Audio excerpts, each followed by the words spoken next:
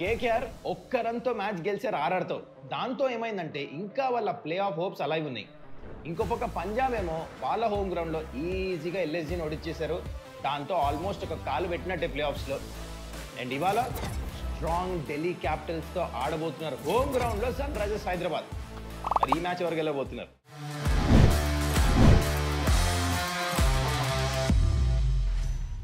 నమస్కారం, welcome to Suman's dugout. Before I get into this video, మీ అందరికీ gentle reminder, ఒకవేళ ఛానల్ మీరు ఫస్ట్ టైం చూస్తుంటే don't forget to subscribe to my channel. ప్రతిరోజు 8 AM కల్లా మీ ముందు ప్రతి ఐపీఎల్ మ్యాచ్ గురించి వీడియో చేయాలంటే సబ్స్క్రైబ్ చేసుకోవాలి కదా.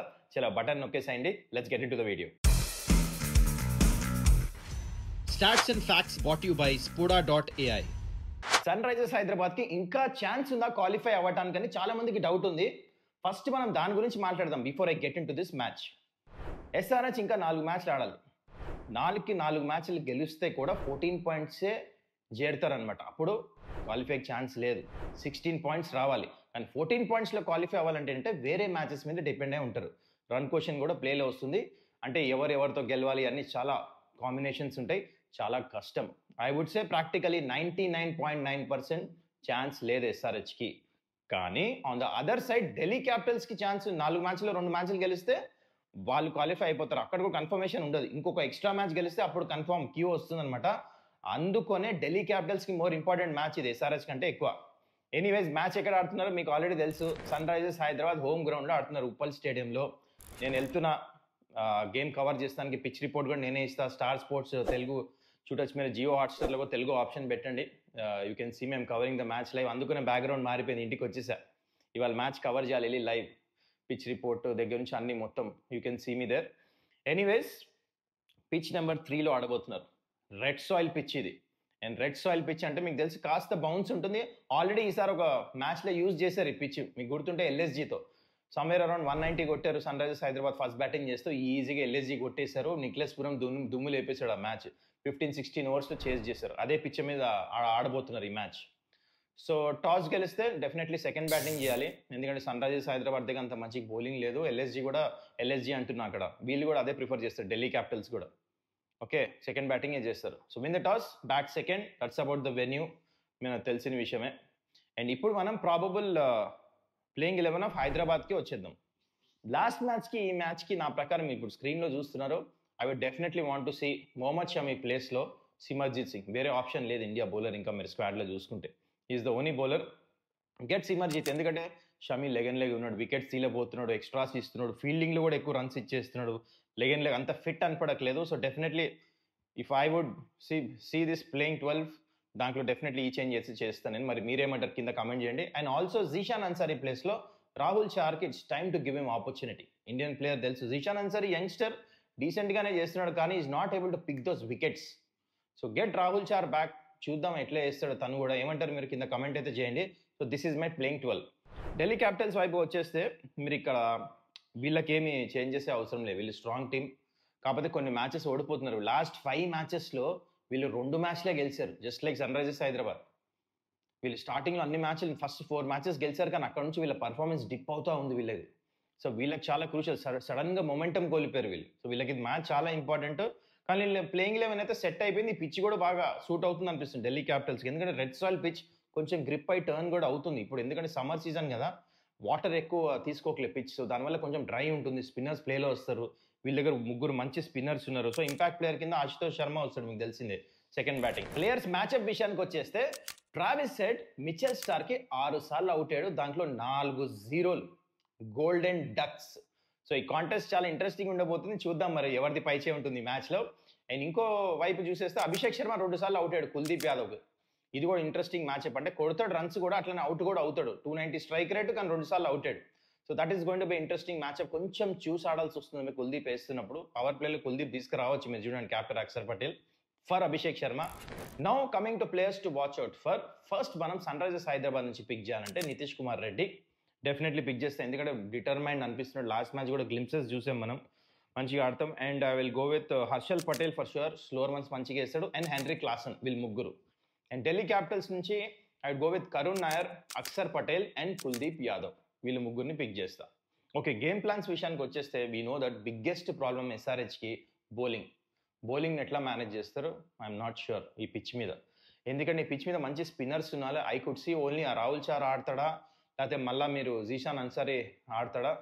ఐ డోంట్ థింక్ సో తను అంత ఎఫెక్టివ్ ఉంటాడేమో. Plus coming to Mendis, I don't seem ambidextrous బౌలరే, కానీ is a wicket taker. That's the biggest problem. వేస్తాడు, 2 చేతులతో బౌలింగ్ వేస్తాడు, ఎక్సలెంట్. కానీ వికెట్స్ పడాలి కదా, 2 చేతులతో వేస్తే ఇంపార్టెంట్ కాదు, మీకు పడాలి బౌలింగ్. దాని బదులు మనం ఏ ట్రావిస్ హెడ్తోనో అభిషేక్ శర్మతో ఎంచుకుంటాం కదా bowling. That is not important. You have to be wicket taker. అది ప్రాబ్లం వచ్చింది ఇక్కడ. Coming Mendis is not effective with bowling. Batting పర్వాలేదు, చెన్నైతో మంచిగా ఆడాడు, ఆ మ్యాచ్ గెలిపించాడు. ఫీల్డింగ్ కూడా చాలా మంచి అవుట్ స్టాండింగ్ క్యాచెస్ తీసుకుంటున్నాడు. ఒక మ్యాచ్ ఆ జడేజా వికెట్ తీసాడు, ఆ బాల్ లో అయిపోయింది అంతే. Apart from that is not able to cause that, అంటే ఆ వికెట్ టేకింగ్ ఎబిలిటీ నాకైతే కనపడట్లేదు. So that has been the problem. మరి అది ఎట్లా సాల్వ్ చేస్తారో. మొత్తం ప్యాట్ కమిన్స్, హర్షల్ పటేల్ వీళ్ళందరూ ఏమైనా చేయాలి ఇక్కడ. జయదేవ్ ఉనట్కర్ స్లోవర్ వన్స్ వేసి వికెట్స్ తీయాలి అట్లా ఏమైనా. దాని తర్వాత బ్యాటింగ్లో కూడా ఈ పిచ్ హోమ్ గ్రౌండ్ కాబట్టి, ఆల్రెడీ అలవాటు ఇలాంటి గ్రౌండ్లో కాబట్టి, దే హ్యావ్ టు ఎట్లా అంటే take that charge, positive intent పెట్టాలి. అండ్ అవతల పక్క మంచి క్వాలిటీ స్పిన్నర్స్ ఉన్నారు, మిచెల్ స్టార్ కూడా మంచి ఫాస్ట్ బౌలర్స్ ఉన్నారు. They have to get that 180, 170, 180, 185, 90, 190 కొట్టినా I think this will be good score maybe అనిపిస్తుంది నాకు ఈ రెడ్ సాయిల్ పిచ్ మీద. అండ్ యాక్చువల్లీ మన బౌలింగ్కి ఇంకా 20 రన్స్ ఎక్స్ట్రానే కొట్టాలి 200 దాకా. అందుకని toss is going to very important. Second batting వస్తే బాగుంటుంది. On the other side Delhi Capitals looks really nice. వీళ్ళు ఏంటంటే స్పిన్నర్స్ చాలా మంచిగా యూటిలైజ్ చేస్తారు. పవర్ ప్లేలో విప్రా చేస్తాడు, అండ్ దాని తర్వాత మిడిల్ ఓవర్స్లో Axar Patel decent bowling. Main Kuldeep యాదవ్ని ఎట్లా యూజ్ చేస్తారంటే బ్యాట్స్మెన్స్ కొడుతున్నప్పుడు అప్పుడు వస్తాడు అనమాట. అంటే ఇంపార్టెంట్ ఓవర్స్ వేస్తాడు Kuldeep. Very very difficult overs కూడా మంచిగా వేస్తున్నాడు కుల్దీప్. ఆఫ్ లెట్ కొంచెం ఫామ్ కోల్పోయాడు, కానీ again he bowls those important overs. అంటే కష్టమైన ఓవర్స్ బ్యాట్స్మెన్ కొడుతున్నప్పుడు మొమెంటమ్ షిఫ్ట్ చేస్తానికి. సో అలాంటి ఓవర్స్ వేస్తూ ఉంటాడు. అది గేమ్ ప్లాన్స్ ఢిల్లీ క్యాపిటల్స్ ఉంటుంది. మిచెల్ స్టార్ కూడా తెలుసు విత్ ద న్యూ బాల్ వేస్తాడు. అండ్ బ్యాటింగ్ విషయానికి వచ్చేస్తే కేఎల్ రాహుల్ వీళ్ళకి చాలా మంచి ఫామ్ చూపించాడు. 2 మ్యాచ్లు గెలిపించాడు. కరుణ్ నాయర్ ఒక మ్యాచ్ ఆల్మోస్ట్ గెలిపించాడు, దాంతో ఎక్కువ రన్స్లో. Abhishek Porel is 1 batter, every match runs కొడుతున్నాడు. ఫాఫ్ ఒక మ్యాచ్ రన్స్ కొట్టాడు. So batting looks decent. కింద కూడా ఫినిషర్స్ ఉన్నారు, ఆశుతోష్ శర్మ, విప్రాజ్ కూడా మంచిగా ఉన్నారు కాబట్టి స్ట్రాంగ్ అనిపిస్తుంది ఢిల్లీ క్యాపిటల్స్ టీం. ఈ పిచ్ వీళ్ళకి బాగా సూట్ అవుతుంది అనిపిస్తుంది. ఓకే, ఇప్పుడు మనం మ్యాచ్ ప్రెడిక్షన్ వైపు వచ్చేద్దాం. Let's be practical. మనకు తెలుసు సన్ రైజర్స్ హైదరాబాద్ బౌలింగ్ అంత మంచిగా లేదు కాబట్టి ఈ match definitely I'm going with Delhi Capitals to win this game. వాళ్ళకి మ్యాచ్ చాలా ఇంపార్టెంట్ కూడా. అది మీరేమంటారు కింద కమెంట్ అయితే చేయండి, ఈ మ్యాచ్ ఎవరు గెలుస్తారో. ఇప్పుడు మనం నిన్న మ్యాచ్లు అయితే 2 మ్యాచ్లు జరిగినాయి కదా, దాని గురించి చిన్నగా డిస్కస్ చేసేది. ఫస్ట్ మనం నిన్న మధ్యాహ్నం మ్యాచ్ గురించి డిస్కస్ చేద్దాము. చాలా క్లోజ్ అయింది. ఒక్క రన్తో ఈ మ్యాచ్ గెలిచారు కేకేఆర్. దాంతో వాళ్ళకి ఇంకా హోప్స్ అలైవ్ ఉన్నాయి ప్లే ఆఫ్స్కి వెళ్తాను. నిన్న మ్యాచ్లో ఏం జరిగిందంటే వీళ్ళు ఫస్ట్ బ్యాటింగ్ చేస్తూ 206 కొట్టారు. అయితే దీంట్లో మెయిన్ మంచిగా ఆడింది, నాకు నచ్చింది, అంకుష్ రఘువంశీ చాలా మంచిగా ఆడాడు. అంటే బ్రిలియంట్ బ్యాటింగ్, మంచి స్ట్రైక్ రేట్ 141. అంటే మిడిల్ ఓవర్స్లో కొంచెం కష్టంగా ఉంది ఆఫ్టర్నూన్ గేమ్. ఆ టైంలో మంచిగా యాక్సిలరేట్ చేసి డీసెంట్ బౌండరీస్ కొట్టి మంచిగా ఆడేసరికి ఏమైతే మొమెంటం అనుకున్నారు. కానీ ఇక్కడ కేకేఆర్ అన్నిటికంటే ఇంపార్టెంట్ విషయం ఏం చేశారంటే రసల్ని పైన బ్యాటింగ్ పంపిస్తాం, వెంకటేశ్వర్ని పంపిలే, ఇక్కడ బ్యాటింగ్ ఫామ్ మంచిగా లేదని చెప్పేసి చాలా స్మార్ట్గా పనిచేశారు. దాంతో ఏమైంది, రసల్ వచ్చి మసిల్ యూజ్ చేసి చూడండి 228 strike rate, to be precise 6 సిక్స్లు కొట్టాడు. రింకు సింగ్ కూడా దుమ్ము లేపేశాడు. 316 స్ట్రైక్ రేట్, 2 6లో బౌండరీ, 6 బాల్స్లో 19. సూపర్ ఫినిష్ వస్తాంతో వీళ్ళు 206కి చేరుకున్నారు, which was very very important. ఎందుకంటే చిన్న గ్రౌండ్, మంచి బ్యాటింగ్ పిచ్ కాబట్టి ఆఫ్టర్నూన్ గేమ్ కూడా దాంతోపాటు అయిపోయింది. బౌలింగ్ విషయానికి వస్తే అందరు ఒక్కొక్క వికెట్ తీసుకున్నారు. కానీ మెయిన్ విషయం ఎక్కడ వచ్చిందంటే ఆర్ఆర్కి అందరం అనుకున్నాం ఛాన్స్ లేదని. ఇనీషియల్లీ వాళ్ళు అంతా మంచి స్టార్ట్ కూడా ఏం రాలేదు, వికెట్స్ పడతానే ఉన్నాయి. కానీ వచ్చాడు రియాన్ పరాగ్ క్యాప్టెన్, ఏమి డైనమిక్ నాక్ అయ్యాడు. It deserved 100. ఎందుకంటే ప్రతి బౌలర్ని చెప్పి 6లు కొట్టాడు. 1, 2, 5, 6 కాదు, ఎన్ని 6లు కొట్టాడు తెలుసా?